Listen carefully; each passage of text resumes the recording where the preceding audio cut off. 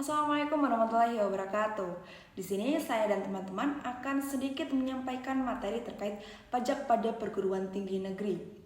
Nah, apa sih pajak pada perguruan tinggi negeri? Yaitu perguruan tinggi negeri ini yang didirikan oleh pemerintah yang berstatus sebagai badan hukum publik yang otonom. Kekayaan awal yang dimiliki PTNBH ini berupa kekayaan negara yang dipisahkan kecuali tanah. Anggaran dasar PTNBH ini ditetapkan dengan peraturan pemerintah dan pendanaan PTNBH ini juga dapat bersumber dari anggaran pendapatan dan belanja negara atau APBN dan selain APBN. Adapun aspek perpajakan pada PTNBH yang pertama ada pajak penghasilan atau PPh.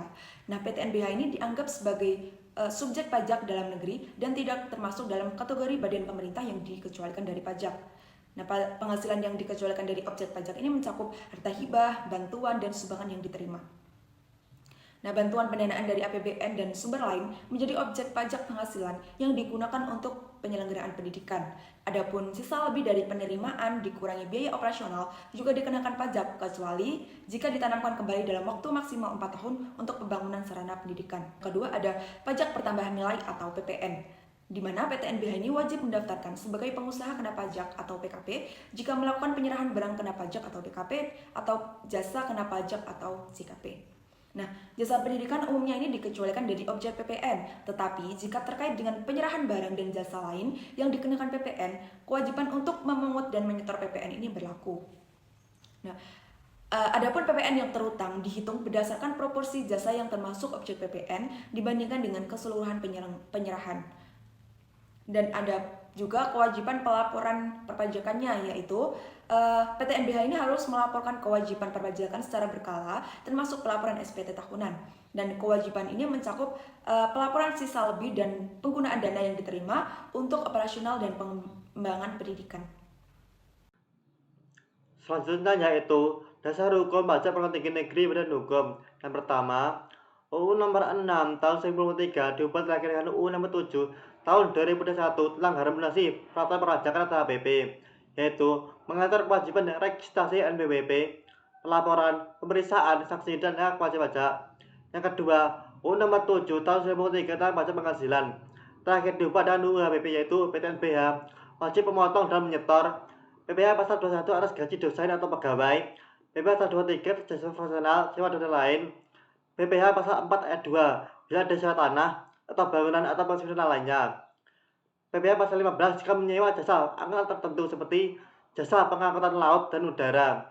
Yang ketiga, UU nomor 8 tahun 1993 tentang PPN diubah terakhir dengan UU HPP yaitu PTNBH sebagai pemusyawaratan pajak atau PKP, wajib memungut dan menyetor PPN atau penyelenggaraan pajak, misalnya pelatihan, jasa pendidikan untuk pihak luar, penerbitan jurnal berbayar dan lain-lain.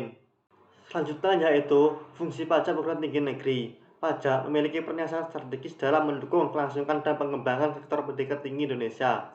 Bagian besar anggaran pendidikan nasional termasuk alokasi bagi perguruan tinggi negeri atau PTN bersumber dari penerimaan negara yang berasal dari pajak. Oleh karena itu, pajak bukan hanya menjadi instrumen fiskal, melainkan juga fondasi pembiayaan pendidikan nasional yang berkelanjutan dan berkeadilan.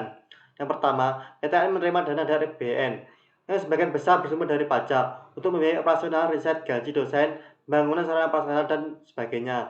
Yang kedua, pemerintah dapat menggunakan insentif pajak untuk mendorong kegiatan pendidikan atau riset, seperti pembebasan PPN untuk buku pelajaran atau pembebasan biaya masuk untuk alat laboratorium pendidikan. Yang ketiga, pajak memungkinkan pemerataan akses pendidikan tinggi melalui subsidi pendidikan, KIP kuliah, dan dana abadi pendidikan yang digunakan oleh PTN. Perlakuan PPh bagi PTN Badan Hukum. PTN Badan Hukum merupakan subjek pajak dalam negeri karena tidak memenuhi kriteria unit tertentu dari badan pemerintah yang dikecualikan sebagai subjek dalam negeri.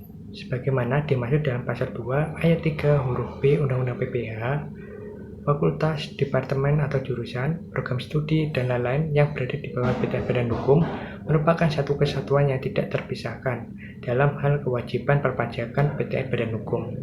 Secara umum, pelakuan perpajakannya sama dengan ketentuan mengenai perpajakan PTNBH.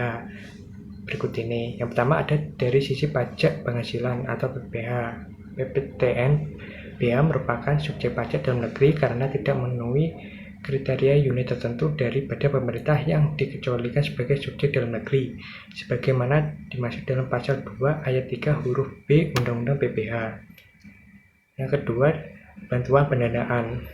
Bentuk pendanaan PTN BH yang bersumber dari APBN merupakan bantuan pendanaan PTN BH yang bersumber dari selain APBN yang diterima PTN BH merupakan objek pajak penghasilan, sedangkan harta, hibah, bantuan, dan sumbangan yang diterima oleh PTN BH dikecualikan sebagai objek pajak penghasilan sepanjang memenuhi ketentuan PMK 245 PMK 03-2008. Yang ketiga, ada sisa lebih yang diterima atau diperoleh PTN BH yang ditanamkan kembali dalam bentuk sarana dan prasarana kegiatan pendidikan dan atau penelitian dan pengembangan yang diselenggarakan bersifat terbuka kepada pihak manapun dalam jangka waktu paling lama 4 tahun.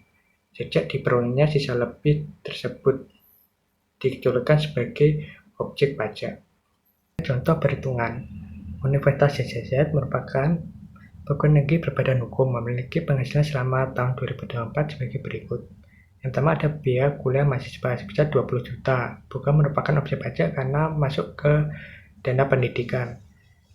Hanya ada dana hibah riset dari pemerintah sebesar 5 juta, bukan merupakan objek pajak karena hibah untuk riset. Selanjutnya ada penghasilan dari penyewaan gedung auditorium sebesar 3 juta, merupakan objek pajak karena merupakan kegiatan komersial. Selanjutnya ada penghasilan dari usaha koperasi kampus sebesar 2 juta, merupakan objek pajak karena masuk ke kegiatan komersial.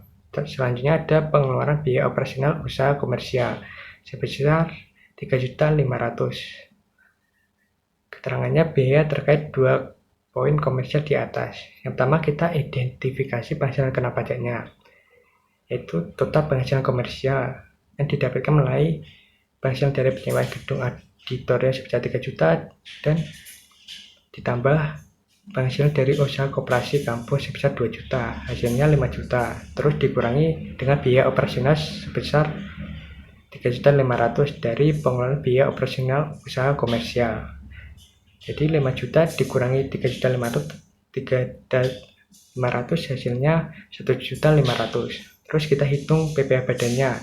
Tarif untuk 2024 sebesar 22%. Jadi PPh terutangnya 22% dikalikan 1.500.000, hasilnya 330 juta rupiah. Baik, selanjutnya itu ada penyelewengan pajak di perguruan tinggi. Di sini ada 4 poin, yaitu poin pertama adalah pemotongan dan juga penyetoran pajak yang tidak dilakukan. Pihak universitas memotong pajak penghasilan yaitu PPh 21 dari gaji dosen maupun staf, namun tidak menyetorkannya ke kas negara. Selanjutnya nomor 2 yaitu adalah manipulasi laporan keuangan. Laporan pendapatan universitas bisa dipalsukan atau dimanipulasi agar pajak yang dibayarkan lebih kecil dari seharusnya. Yang ketiga ada penerimaan dana tanpa pelaporan resmi. Beberapa unit usaha atau kerjasama komersial di bawah universitas seperti lembaga pelatihan, penerbitan, ataupun rumah sakit pendidikan menghasilkan pendapatan yang tidak tercatat dalam laporan resmi, sehingga bisa termasuk penghindaran pajak. Yang keempat atau yang terakhir yaitu ada penyalahgunaan dana hibah atau bantuan pemerintah. Hibah yang seharusnya digunakan untuk kegiatan pendidikan bisa disalahgunakan dan tidak dilaporkan sesuai peruntukannya, termasuk tidak dilaporkan sebagai bagian dari peredaran bruto. Lalu caranya di sini ada reformasi tata kelola dana kampus, yaitu reformasi tata kelola dana kampus bertujuan untuk menciptakan sistem keuangan yang transparan, akuntabel, dan efisien di lingkungan perguruan tinggi.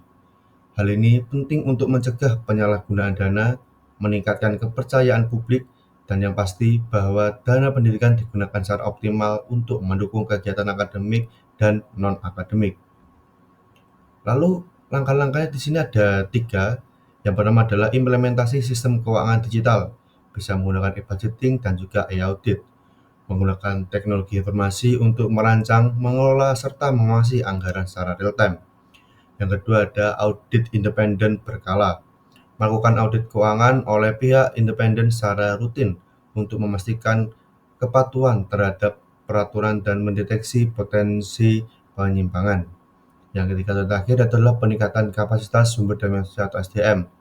Walaupun sudah menggunakan sistem yang bagus dengan audit berjalan namun SDM tidak memenuhi, maka sama saja atau bisa dibilang omong kosong. Visi penjelasan yaitu adalah melatih dan juga mengembangkan kompetensi staf keuangan dan juga manajemen agar mampu mengelola dana dengan profesional dan juga berintegritas.